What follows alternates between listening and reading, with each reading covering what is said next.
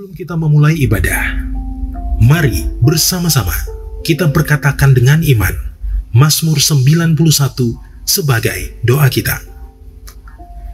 Dalam lindungan Allah, orang yang duduk dalam lindungan yang maha tinggi dan bermalam dalam naungan yang maha kuasa akan berkata kepada Tuhan, tempat perlindunganku dan kubu pertahananku, Allahku yang kupercayai. Sungguh, dialah yang akan melepaskan engkau dari jerat penangkap burung, dari penyakit sampar yang busuk. Dengan kepaknya, ia akan menudungi engkau. Di bawah sayapnya, engkau akan berlindung. Kesetiaannya ialah perisai dan pagar tembok. Engkau tak usah takut terhadap kedahsyatan malam, terhadap panah yang terbang di waktu siang, terhadap penyakit sampar yang berjalan di dalam gelap, terhadap penyakit menular yang mengamuk di waktu petang. Walau 1.000 orang rebah di sisimu dan 10.000 di sebelah kananmu, tetapi itu tidak akan menimpamu. Engkau hanya menontonnya dengan matamu sendiri dan melihat pembalasan terhadap orang-orang fasik. Sebab Tuhan ialah tempat perlindunganmu, yang maha tinggi telah kau buat tempat perteduhanmu.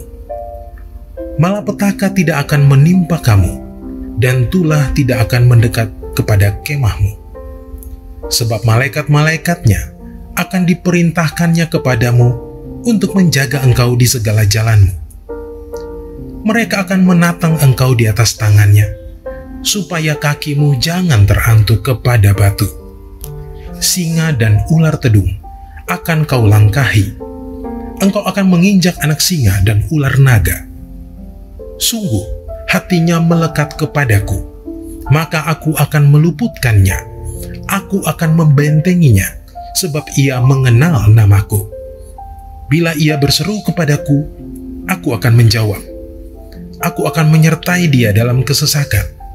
Aku akan meluputkannya dan memuliakannya. Dengan panjang umur akan kukenyangkan dia, dan akan kuperlihatkan kepadanya keselamatan daripadaku. Betapa kami bersyukur ya Tuhan Yesus pada hari ini Tuhan. Terima kasih untuk berkat-Mu Tuhan. Kami tetap merasakan kebaikan-Mu, kemurahan-Mu ya Tuhan. Dan pada hari ini kami berdoa untuk bangsa kami Tuhan, bangsa Indonesia ya Bapa. Terima kasih Tuhan untuk berkat-Mu, anugerah-Mu yang berlimpah untuk bangsa Indonesia. Kami boleh melewati Tuhan, dan kami terus akan bisa melewati pandemi COVID-19 dan krisis ekonomi Tuhan Yesus. Kami minta Tuhan pengurapan-Mu, kami minta Tuhan penyertaan-Mu untuk kami semua. Kami boleh melewati krisis ini Tuhan Yesus. Tuhan, kami bersyukur Tuhan untuk para pemimpin kami, presiden, wakil presiden kami Tuhan. Di masa-masa ini juga berikan mereka hikmat, berikan roh pengertian buat mereka, kebijaksanaan daripada-Mu Tuhan Yesus dalam menjalankan pemerintahan ini Tuhan. Dan kami juga berdoa untuk pemimpin kami Tuhan, pemimpin rohani ya Bapak, Pak Pendeta Senior Niko Nyoto Harjado dengan wakilnya, kayak Bapak Rohani Saya Guguk dengan wakilnya Tuhan, dan setiap gembala-gembala di cabang Rayon 1G Tuhan. Visi misimu disampaikan Tuhan, sehingga plan mereka lebih lagi, berikan pengurapan double portion untuk mereka Tuhan. Tuhan terima kasih Tuhan, terima kasih. Kami terus bersyukur Tuhan di Pentakosta ketiga Tuhan, terjadi pencurahan Roh Kudus yang luar biasa. Engkau akan mengurapi semua anak-anak-Mu Tuhan, dari yang muda sampai yang tua ya Tuhan. Terutama generasi Yeremia, terjadi pencurahan Roh Kudus luar biasa Tuhan. Banyak penuaian jiwa terjadi setiap cabang-cabang Tuhan, setiap tempat-tempat ranting-ranting ya Bapa. Kami berdoa Tuhan, Engkau urapi, Engkau berkati, Engkau lawat, Engkau jamah Tuhan, anak-anak-Mu dari Rayon 1G ya Bapa. Terima kasih Tuhan, terima kasih Tuhan. Semua karena kebaikan-Mu, semua karena kemurahan-Mu Tuhan. Kami bersyukur hanya di dalam nama Tuhan Yesus. Haleluya, amin. Puji nama Tuhan, shalom Bapak Ibu Saudara, shalom. Satu kesempatan yang baru lagi Tuhan berikan bagi kita yang rindu dan excited menyembah Tuhan. Sorakan haleluya, haleluya. Sebab kasih Allah tidak pernah berkesudahan dalam hidup kita. Oleh karena itu hari ini kita mau menyembah Tuhan. Katakan kasih Allah tak berkesudahan.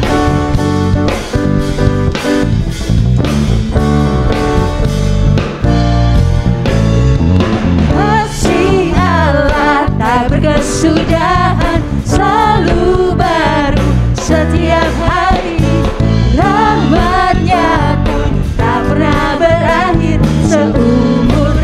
hidupku.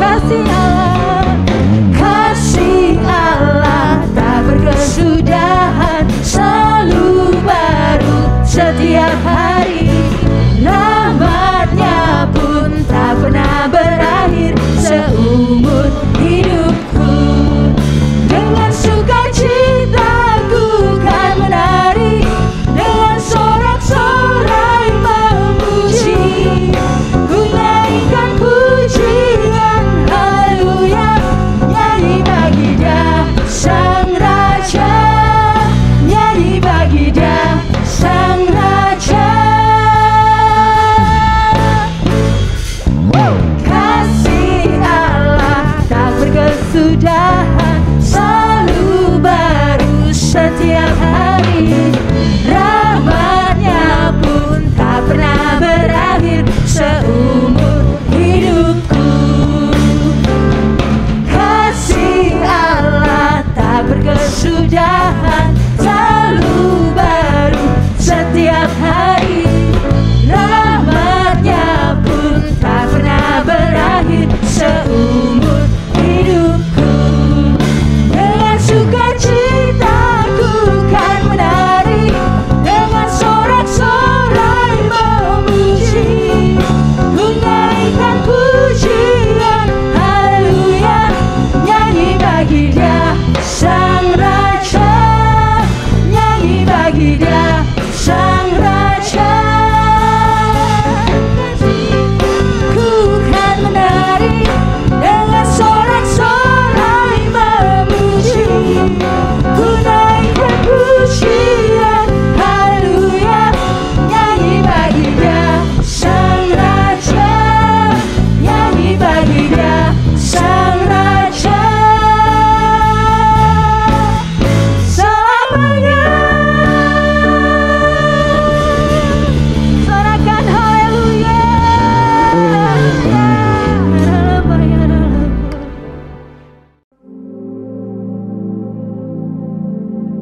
Shalom semua, saya mau mengajak saudara untuk menggambarkan sosok Tuhan. Apa yang ada di benak saudara? Laki-laki atau perempuan? Banyak dari kita pasti akan menggambarkannya sebagai sosok laki-laki, bukan perempuan. Rasanya jarang sekali sosok Tuhan digambarkan sebagai seorang ibu, dan seringkali digambarkan dengan maskulinitas seorang bapak. Tapi tahukah Anda bahwa sebetulnya Tuhan itu tidak bergender? Dia bukan laki-laki ataupun perempuan. Menurut Yohanes 4 ayat 24, Tuhan adalah roh. Akan tetapi, dalam penulisan Alkitab yang didasarkan pada budaya bangsa Israel yang patriarkal, disitulah Tuhan digambarkan sebagai sosok laki-laki, yaitu sebagai raja dan bapa. Saat mengekspresikan dirinya, Yesus pun mengajarkan gerejanya sebagai mempelai wanita dan Dia sebagai mempelai pria. Tujuannya adalah untuk menunjukkan bahwa Israel menyembah Allah yang benar, yang memelihara dan membela. Berbeda dari bangsa-bangsa di sekeliling mereka yang menganut kebudayaan pagan dan kebanyakan mengambil sosok dewi-dewi untuk disembah. Walaupun iman dasar kekristenan percaya bahwa Yesus adalah putra dari Allah Bapa dan ini mengandung makna maskulinitas. Akan tetapi, Tuhan juga digambarkan sebagai seorang ibu. Di dalam Yesaya 66 ayat 12-13, Tuhan berkata, "Kamu akan menyusu, akan digendong, akan dibelai-belai di pangkuan, seperti seseorang yang dihibur ibunya. Demikianlah aku ini akan menghibur kamu."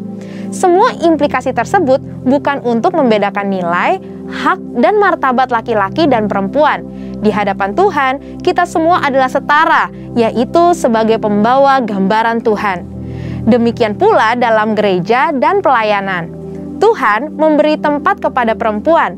Banyak contoh dalam Alkitab yang menunjukkan perempuan dihormati dan dipercaya untuk memimpin, mengajar, dan bernubuat. Dalam pelayanan Yesus, Ia juga menghilangkan diskriminasi terhadap kaum perempuan dan penyalahgunaan otoritas laki-laki. Yesus menjadi sahabat perempuan dan mendorong perempuan untuk memberitakan Injil. Yesus pun memuji, membela, dan menyelamatkan perempuan yang seringkali direndahkan. Gereja kita pun konsisten mengikuti ajaran Tuhan, di mana perempuan dapat diangkat sebagai gembala, guru, worship leader, pengkhotbah, dan sebagainya. Mungkin ada yang bertanya, Kemudian bagaimana dengan ayat yang tertulis dalam 1 Timotius 2 ayat 9-15 yang sepertinya mengharuskan perempuan berdiam diri, dilarang mengajar, dan tidak boleh berdandan?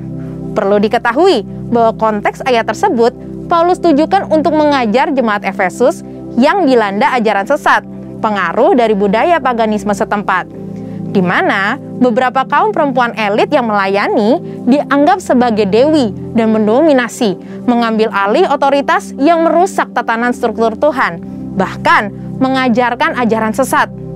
Pada dasarnya, Rasul Paulus mendukung perempuan untuk bernubuat dan mengajar, serta menghormati dan memperhitungkan jeripaya perempuan yang melayani gereja. Jadi, kekristenan sebetulnya adalah kabar sukacita untuk kaum perempuan yang mengubah pola pikir bahwa laki-laki adalah sosok yang lebih superior. Memiliki pemahaman yang benar akan posisi Tuhan terhadap gender sangat penting untuk gerejanya, supaya perempuan tidak lagi merasa direndahkan atau merasa tidak mempunyai nilai dalam kehidupan sosial dan rohani. Mari kita pahami bersama beberapa anggapan tentang kesetaraan gender sesuai dengan firman Tuhan. Yang pertama, perlu dipahami bahwa kesetaraan bukan berarti serupa. Walaupun setara, tetapi memiliki perbedaan fungsi, tugas, dan kewajiban. Firman Tuhan mengajarkan melalui ketritunggalan Allah. Secara esensi, tiga pribadi ini adalah Allah sendiri, namun memiliki fungsi masing-masing. Seperti dalam karya keselamatan, Bapa berfungsi untuk merencanakan keselamatan. Anak melaksanakannya melalui salib dan kebangkitannya, dan Roh Kudus mewujudkannya melalui kelahiran baru. Begitupun dengan kesetaraan laki-laki dan perempuan. Walaupun memiliki hak manusiawi yang sama, namun memiliki fungsi dan kewajiban yang berbeda, khususnya dalam pernikahan. Laki-laki dengan maskulinitasnya sebagai kepala yang berkewajiban memenuhi kebutuhan keluarga dan memberi perlindungan. Sedangkan perempuan dengan karunia lemah lembutnya berfungsi sebagai penolong yang memelihara keluarganya dan membantu mewujudkan rencana keluarga. Yang kedua, pahami bahwa penundukan diri tidak menjadi tanda nilai status yang lebih rendah. Umumnya, dunia memiliki pemahaman ketika seseorang tunduk pada otoritas yang lebih tinggi, artinya orang tersebut punya nilai status lebih rendah. Padahal nyatanya, penundukan diri adalah ekspresi ketaatan dan penghormatan. Meskipun Yesus sama derajatnya dengan Bapa, ia tetap tunduk pada perintah Bapa dan menjadi satu kemuliaan bagi Allah. Perempuan sebagai penolong laki-laki bukan berarti lebih rendah derajatnya. Justru sebagai penolong yang sepadan dan melengkapi gambaran Allah yang utuh. Dan yang terakhir, penghargaan perempuan tidak berasal dari status jabatan yang sama dengan laki-laki. Sesuai dengan Amsal 31 ayat 10 dan 29, seorang ibu rumah tangga Tuhan beri penghormatan yang tinggi dan tetap mempunyai nilai yang hakiki di hadapan Tuhan. Ini sejalan dengan prinsip Tuhan dalam mempercayakan perempuan untuk melakukan pelayanan dalam tubuh Kristus, yaitu gerejanya. Saudara, untuk penjelasan lebih lengkapnya dari tim teologi kami, silakan untuk buka link yang ada di atas atau scan QR Code yang tersedia. Tuhan Yesus memberkati.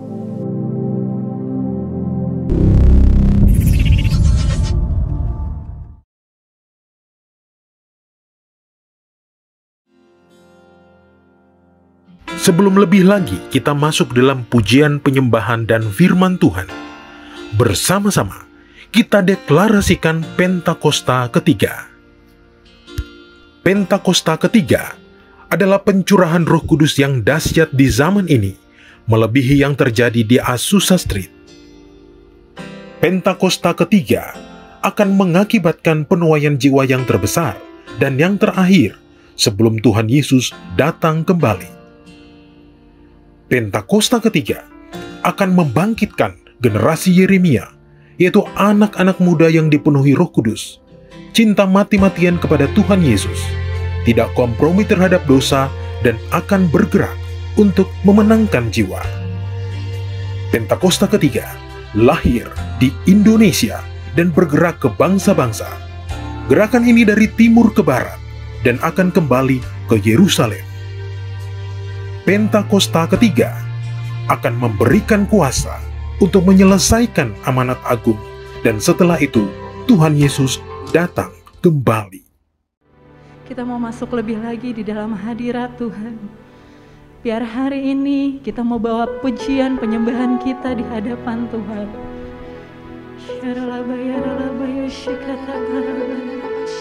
Terima kasih Tuhan. Ini hidup kami Tuhan. Pujilah setiap hati kami Tuhan.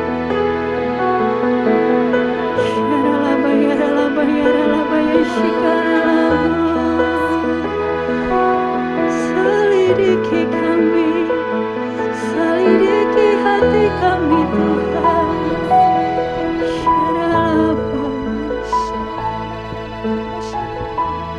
Pujilah aku Tuhan,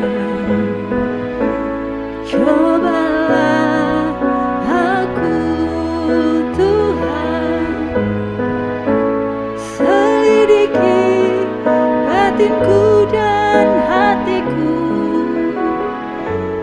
mataku tertuju padamu. Aku cinta padamu Tuhan, aku rindu hadirat-Mu Tuhan, aku ingin selalu dekat padamu, menikmati kehadiran-Mu.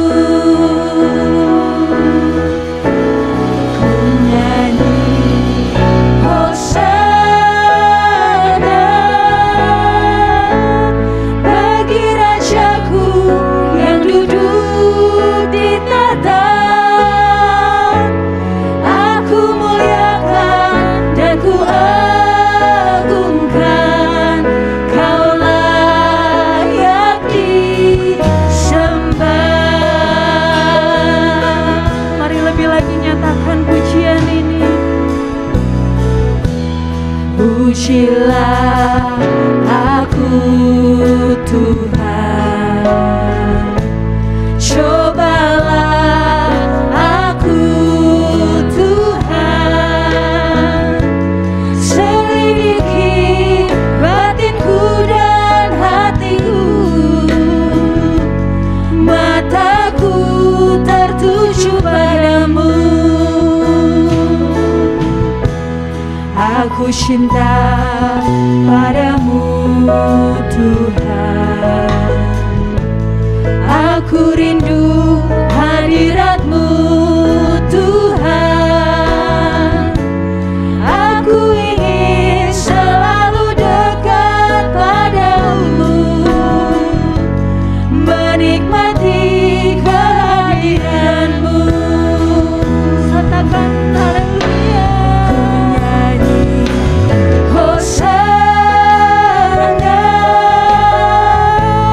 Bagi Rajaku yang duduk di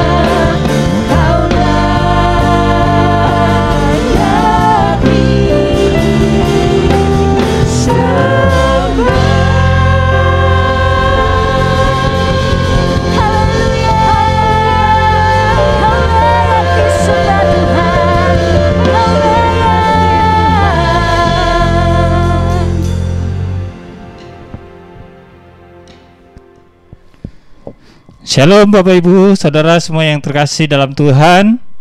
Ya, senang kita bisa berada di dalam ibadah walaupun masih secara online, dalam ibadah online Rayon 1G. Kita akan dengar bersama-sama firman Tuhan. Sebelumnya mari kita berdoa. Mengucap syukur terima kasih untuk hadirat Tuhan yang kuat, yang boleh kami rasakan hari ini Tuhan, di dalam doa pujian penyembahan kami. Tiba waktunya kami akan mendengar isi hati-Mu. Berbicara Engkau di tengah-tengah kami Tuhan, melalui lidah bibir hamba-Mu ini. Urapi setiap kami, beri kami hikmat, beri kami pengertian, dan juga berikan kami kuasa untuk melakukannya tepat seperti yang Tuhan mau. Dalam nama Yesus, haleluya, amin.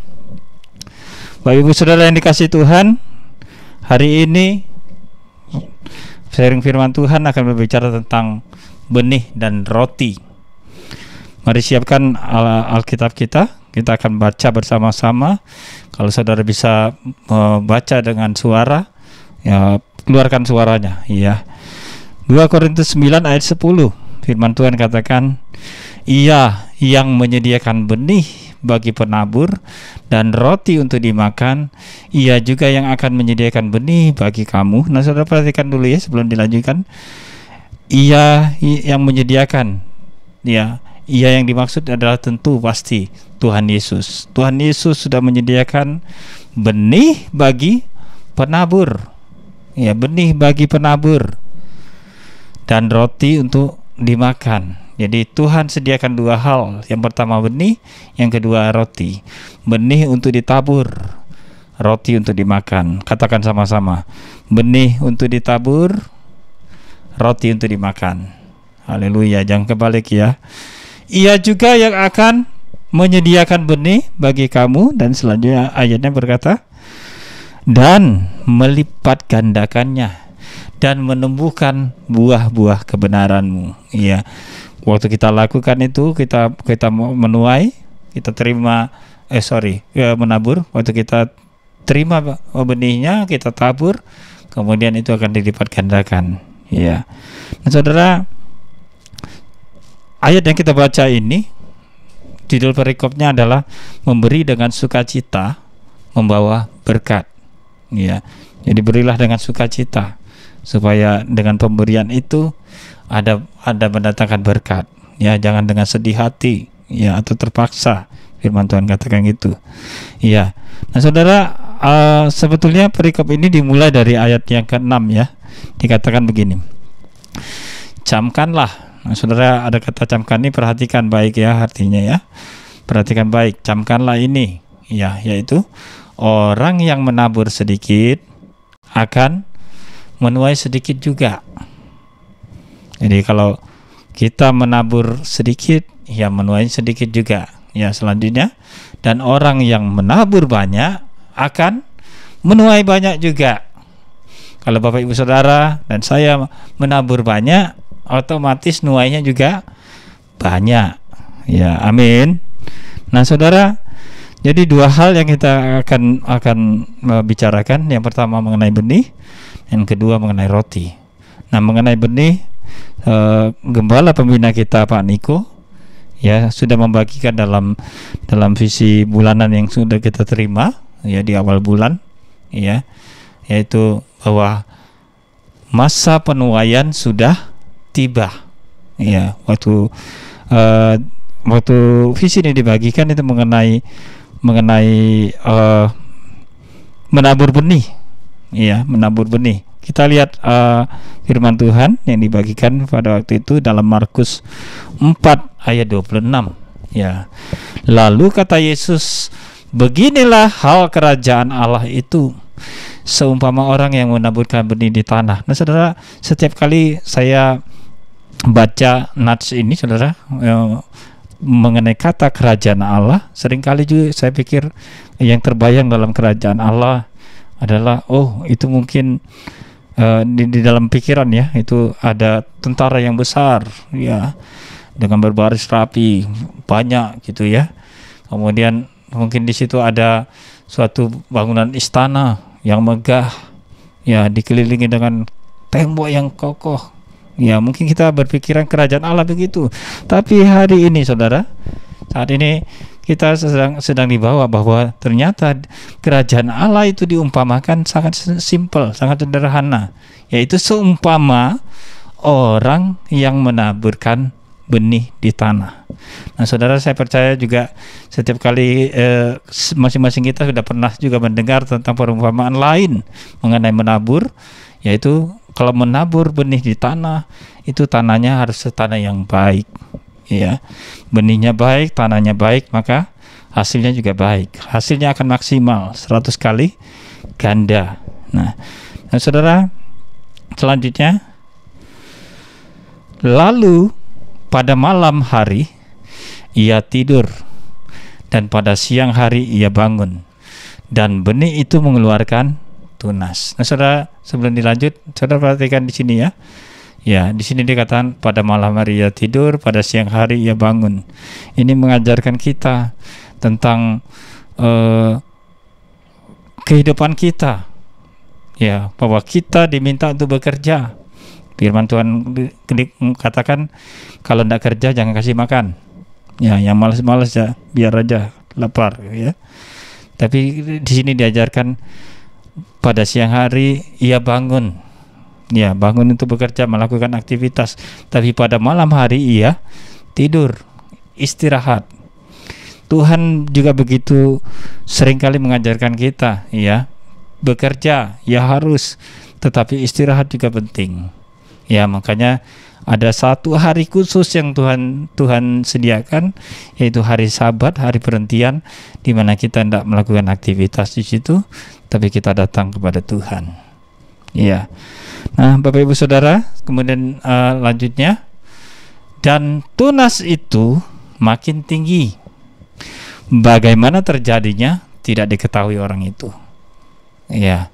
Jadi itu sudah di luar kekuasaan. Yang penting waktu Tuhan menyediakan benih, Tuhan berikan benih itu sebagai penabur, kita kerjakan bagian kita tabur.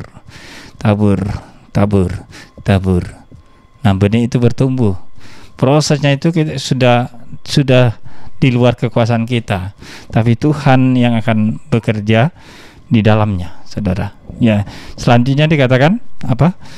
Bumi dengan sendirinya mengeluarkan buah. Nah, saudara perhatikan sini ya. Mula-mula tangkainya, lalu bulirnya, kemudian butir-butir yang penuh isinya dalam bulir itu. Nah, saudara lihat sini ada proses. Tadi sesuatu yang kita di luar kekuasaan kita, ya. Lihat ada proses yang Tuhan kerjakan.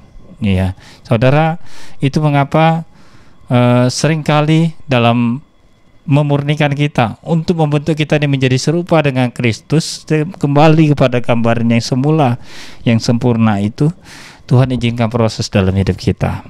Makanya kalau diproses dengan Tuhan jangan lari, ya, jangan lari, setia dalam proses itu, supaya nanti proses itu membuat kita sesuai dengan apa yang Tuhan mau. Tapi kalau kita lari dari proses, nanti tidak tahu jadinya apa itu, ya. Baru diproses di sini pindah gereja, proses di sini pindah gereja, pindah-pindah mulu, prosesnya tidak pernah selesai. Nah, jalani setiap proses, karena pasti ada hasil di balik proses itu, karena Tuhan yang proses kita, ya. Dan selanjutnya, apabila buah itu sudah cukup masak, orang itu segera menyabit. Sebab ini yang tadi Pak Niko katakan, musim menuai sudah tiba. Katakan sama-sama yuk, musim menuai sudah tiba. Sekali lagi, musim menuai sudah tiba. Tepuk tangan yang meriah bagi Allah kita. Haleluya.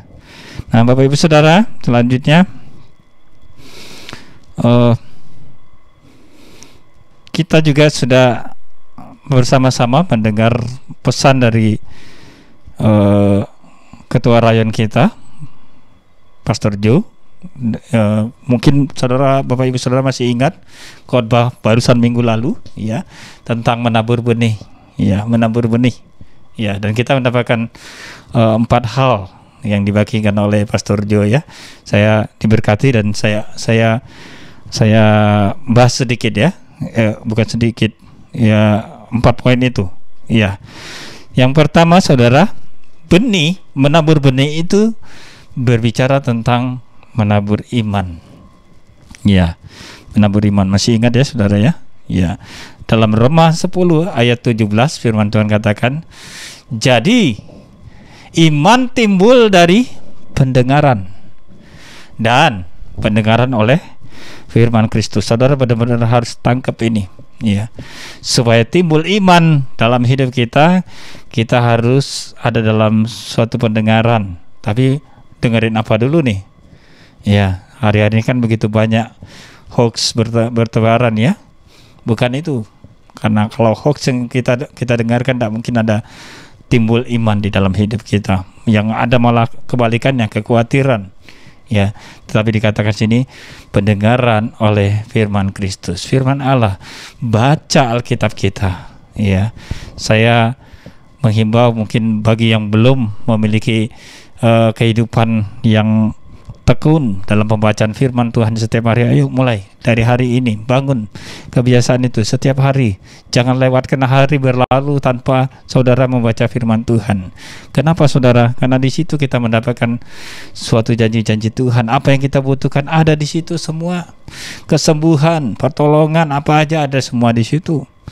Dan saudara, dalam setiap kita merenungkan firman Tuhan, pasti ada rema Tuhan. Artinya ada pesan-pesan khusus yang Tuhan sampaikan kepada kita masing-masing. Ya. Oleh karena itu mari sama-sama ya untuk membangun iman kita, ya. Baca Alkitab setiap hari.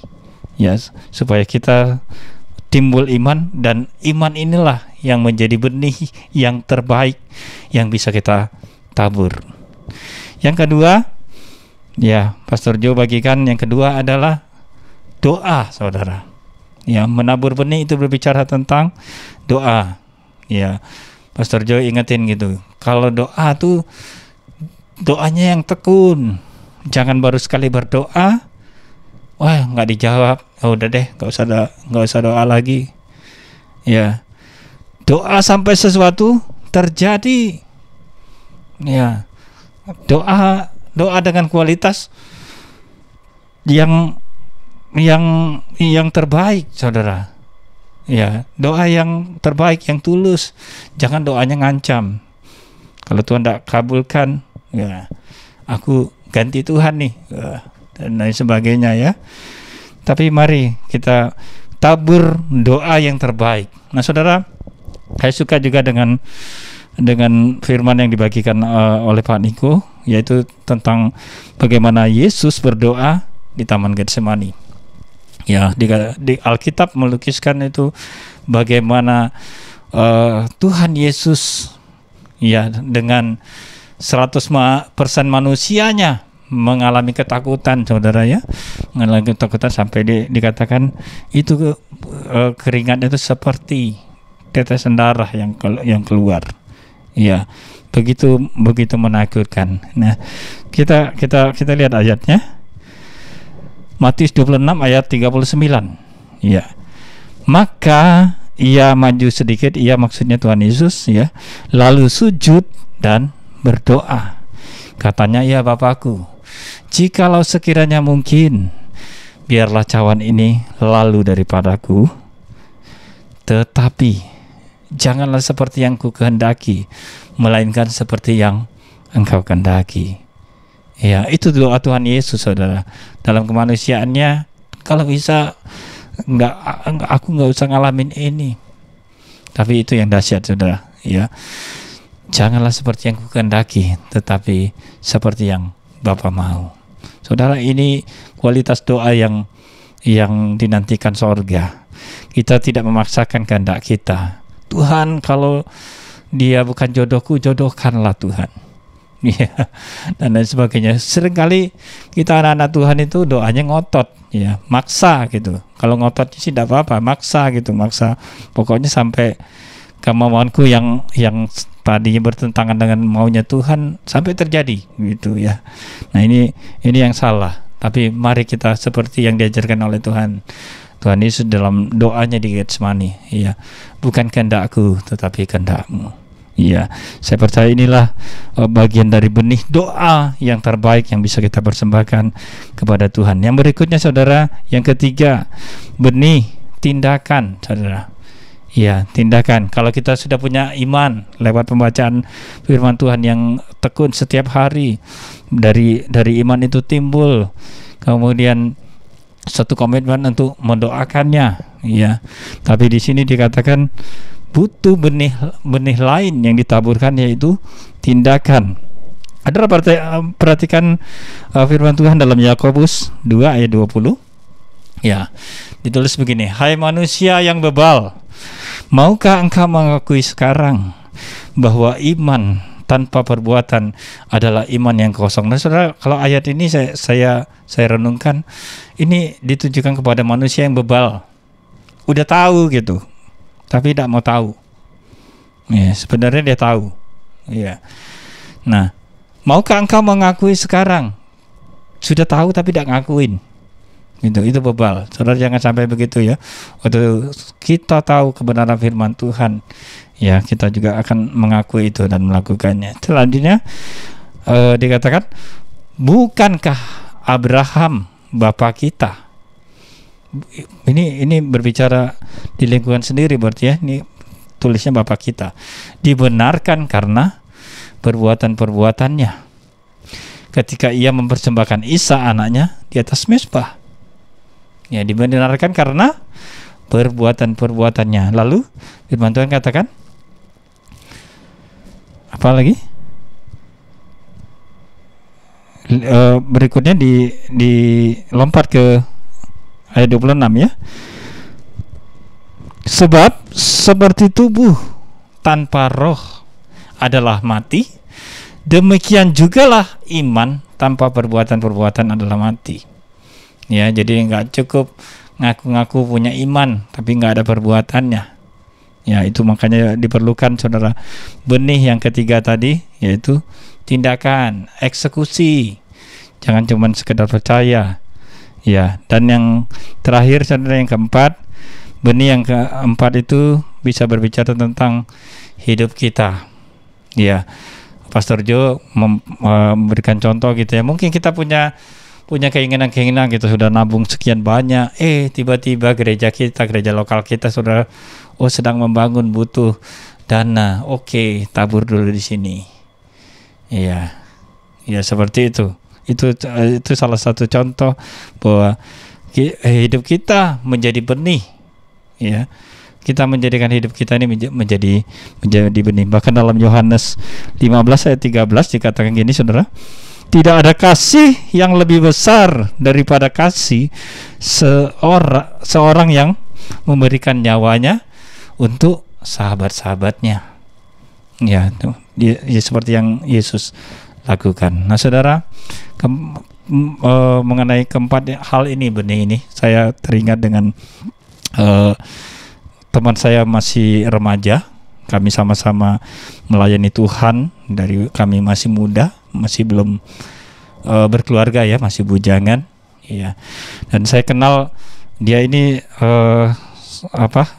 menjadi panutan juga buat saya, menjadi contoh yang baik dalam apa yang tadi dibagikan. Ya, makanya saya akan saksikan tentang dia.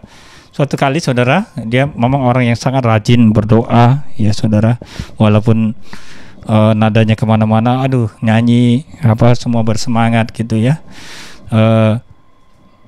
tekun di dalam doa. Setiap hari pasti saya melihat dia berdoa, entahkah di rumahnya waktu saya datang ke rumahnya atau di gereja kami ketemu. Iya. Nah saudara, suatu kali dia punya satu kerinduan untuk berstudi di luar negeri, di Kanada saudara ya. Kami seperti yang saya bilangkan tadi di awal, kami waktu itu hidupnya di kota kecil di Jambi, di Sumatera ya. Jadi kalau pengen sekolah sampai ke Kanada itu cita-cita yang wow gitu ya. Tetapi dia seperti saya bilang tadi, dia orang yang kuat di dalam doa, kuat di dalam pembacaan firman Tuhan, tentu juga punya iman yang kuat ya. Dan dia lakukan saudara, dia bawa dalam doa, dia gumuli Ya, digumuli, dia punya iman Tuhan, walaupun ini sepertinya kelihatan mustahil, saya percaya engkau bisa menjadikan hal ini terwujud, gitu ya. Dia dibawa dalam doa tiap hari. Bahkan saudara, ya dia tulis ayat-ayat firman Tuhan, ditempel di setiap dinding, di kaca, di mana-mana, di kamar mandi. Ya, itu kamarnya udah kayak koran gitu ya. Semuanya ada tulisan-tulisannya, saudara. Itu sebagai tindakan dia. Dia punya iman, dia punya doa. Nah, saudara, dan kemudian seperti yang Pastor Joe bagikan ya, kalau pengen bersekolah ke luar negeri harus ada langkah tindakannya dong ya. Lengkapi surat-surat untuk bisa berpergian ke luar negeri, untuk tinggal berstudi di luar negeri. Ya, paspor diurus dan lain sebagainya. Dia lakukan, saudara. Dan dia mendapatkan jawaban dari imannya, dari doanya itu dengan luar biasa, saudara ya.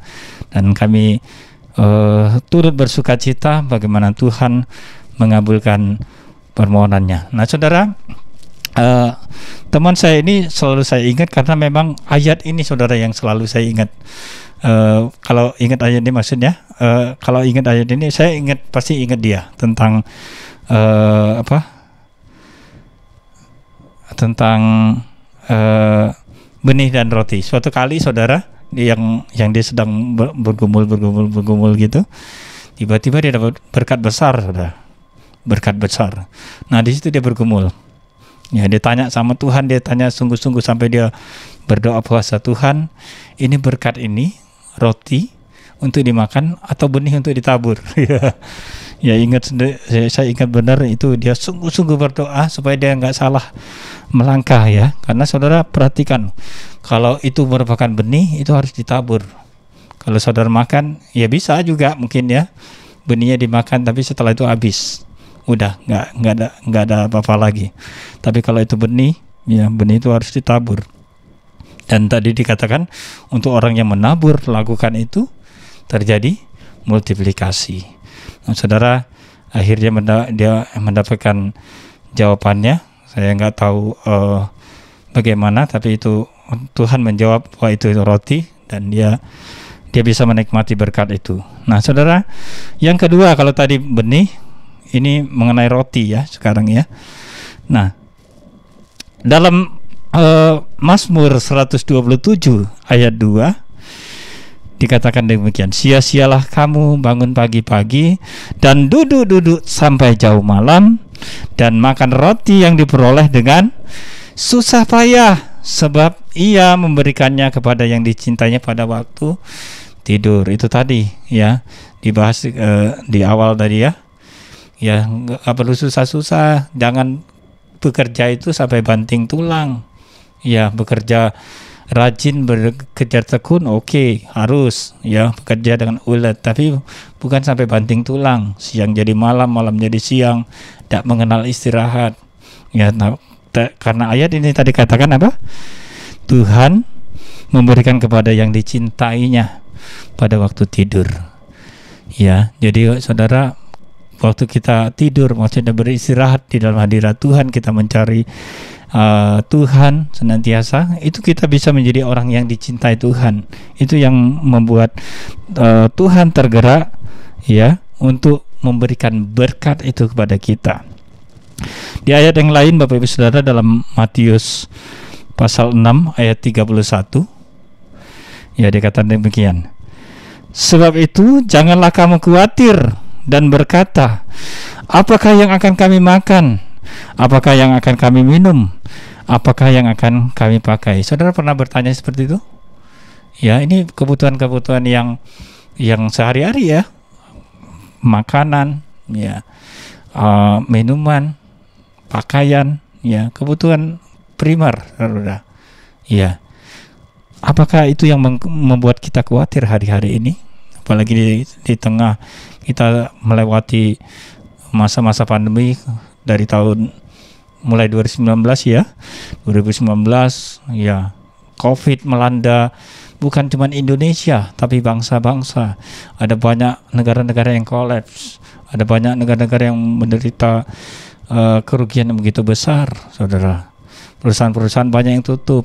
Ya, saya percaya ini juga menjadi sesuatu yang terjadi di banyak tempat. Bukan cuma Bali juga termasuk ya. Ya, di Bali kami juga bisa melihat ya sebagai kota pariwisata. Ya, tentu itu juga sangat-sangat berpengaruh. Ya. Nah, tetapi dikatakan di sini selanjutnya ayat berikutnya, semua itu ya yang tadi dikhawatirkan itu dicari bangsa-bangsa yang tidak mengenal Allah. Orang-orang dunia pun mencari itu, emang nyari itu, ya. Akan tetapi Bapamu yang di sorga, ya, Tuhan Yesus tahu bahwa kita memerlukan semuanya itu. Tuhan tahu, ya. Lalu apa dikatakan?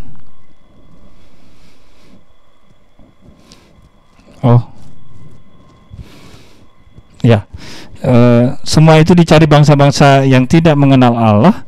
Akan tetapi Bapamu yang di sorga tahu bahwa kamu memerlukan semua itu. Nah, kalau digambarkan, Tuhan sebagai Bapa tahu apa yang menjadi kebutuhan kita. Ya, saya percaya iman kita pun akan berkata Tuhan akan menyediakan semuanya itu, ya, bagi kita. Ya, nggak perlu sampai minta bagaimana, ya, atau seperti yang tadi bekerja sampai banting tulang, nggak perlu, saudara. Tuhan sediakan itu bagi kita semua. Nah, saudara, saya mau saksikan sedikit, ya, bagaimana masa pandemi, ya, Tuhan memberkati saya, ya, saudara, bapak saudara yang dikasih Tuhan. Saya ini ada mengidap kebocoran jantung bawaan lahir, ya. Jadi ada bocor di jantung. Jadi dari bilik yang kiri itu memompa ke kanan. Jadi kalau saya berjalan bisa sejauh apa bisa gitu, nggak capek. Tapi kalau berlari baru berapa meter bisa capek. Ya, karena waktu berlari itu jantung dipacu. Nah, itu tadi yang dari bilik kiri itu memompa ke kanan, jadi yang kanannya lebih besar gitu ya. Dan puji Tuhannya bilik kiri itu adalah darah bersih, yang kanan kotor. Jadi larinya masih aman. Kalau kebalikannya, saudara, saya dengar bahwa kalau orang mengidap yang kebalikannya biasanya nggak lama. Mungkin kalau dia bawaan bayi seperti saya ini nggak sampai ngelewatin balita, biasanya lewat gitu ya. Nah, makin lama, saudara, ternyata juga karena mungkin faktor-faktor lain, ya, pembuluh darah saya waktu itu ada satu penyempitan dengan satu penyumbatan dengan 3 penyempitan, saudara. Jadi saya suatu kali pernah lagi khotbah seperti ini, tiba-tiba lemes gitu ya, karena asupan ada gangguan dalam sirkulasi darah itu, karena ada penyempitan tadi yang membuat saya lemas gitu ya. Nah, saya sebetulnya sudah juga berobat di BPJS, tetapi ya gitu ya, di BPJS mungkin yang ngantrinya banyak, jadi saya tidak tahu itu kapan bisa dioperasi. Sementara serangan itu makin sering. Nah, saudara, semakin sering serangan itu, padahal masa-masa itu adalah masa-masa pandemi, ya, di mana ekonomi juga mengalami penurunan yang sangat signifikan, ya. Tetapi saya seperti yang kita dengar hari ini firman Tuhan tahu apa yang menjadi kebutuhan kita, dan Tuhan menolong kita itu tepat pada waktunya, saudara. Singkat cerita, Tuhan menggerakkan seseorang, ya. Jadi saya mengalami berkat seberang laut, saudara. Orang di negara lain memberkati kami, dan sehingga saya bisa operasi di Kuala Lumpur, ya, dengan dana yang cukup untuk semuanya. Ya, ada banyak mujizat yang mungkin di next time akan saya saksikan gitu ya. Tapi Tuhan begitu baik, ya. Saya bisa melalui operasi itu dengan baik, dan saya bisa pulang kembali ke Indonesia, Ya, dengan banyak nemui mujizat Tuhan juga. Ya, karena waktu saya datang ke Kuala Lumpur, hari itu mendarat, saya nyampe, besoknya Malaysia lockdown, saudara. Ya, setelah operasi kira-kira hampir 1 bulan saya di sana untuk nunggu pesawat pulang ke Indonesia. Kami nunggu di satu apartemen. Ya, Tuhan kasih mujizat. Tuhan gerakkan juga seseorang, ya, untuk membelikan tiketnya, saudara. Padahal tiket itu karena lockdown itu sangat-sangat mahal. Iya, itu mungkin kita bisa 4 atau lebih orang berangkat. Nah, itu untuk tiket satu orangnya aja gitu. Nah, tapi saya mau katakan gitu. Apa yang menjadi kebutuhan kita? Ya, kebutuhan yang menjadi pergumulan kita, Tuhan tahu, Bapa kita tahu. Dan biarlah kita bisa berserah kepada Tuhan. Ya, iman kita terus bertumbuh di dalam Tuhan, percaya kepada Tuhan bahwa Tuhan sanggup memelihara kita, maka kita juga akan mengalaminya. Tapi apa yang menjadi bagian kita, saudara, kerjakanlah. Ya, lakukan kehendak Bapa pada zaman ini. Ya, melakukan kehendak Bapa pada zaman ini. Waktu menuai sudah tiba. Ya, taburlah selagi masih ada kesempatannya. Ya, tabur yang banyak, dan saudara juga akan menuai yang banyak. Mari kita tundukkan kepala, kita berdoa. Tuhan, terima kasih. Hari ini kami belajar kembali, Tuhan, diingatkan bahwa Tuhan menyediakan benih untuk kami tabur dan juga menyediakan roti untuk kami makan. Kami berdoa hikmat Tuhan juga yang akan membuat kami mengerti mana yang benih untuk kami tabur, mana yang roti untuk kami makan, supaya kami tidak salah di hadapan Tuhan.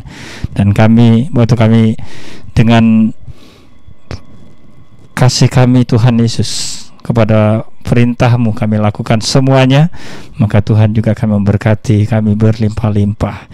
Tuhan yang memberikan pertumbuhan bagi setiap benih yang kami tabur, dan kami akan menikmati banyak kemurahan Tuhan, buah-buah kebenaran, buah-buah yang terbaik yang Tuhan kerjakan bagi kami semua. Terima kasih Bapa, hamba-Mu berdoa, berkati seluruh umat-Mu Tuhan Yesus, jemaat-jemaat Tuhan yang sedang membutuhkan pertolongan Tuhan. Tuhan, Engkau datang menolong setiap kami yang membutuhkan kesehatan, pemulihan, kesembuhan. Tuhan juga akan nyatakan kuasa-Mu Tuhan Yesus. Terima kasih Bapa, terima kasih. Sempurnakan firman-Mu ini Tuhan. Roh Kudus-Mu tetap berbicara meskipun hamba-Mu sudah berhenti berbicara, dan memberikan pengertian yang lebih dalam lagi. Terima kasih Bapa, terima kasih Tuhan. Dalam nama Yesus kami berdoa. Haleluya, amin. Tuhan Yesus berkati Bapak Saudara. Shalom.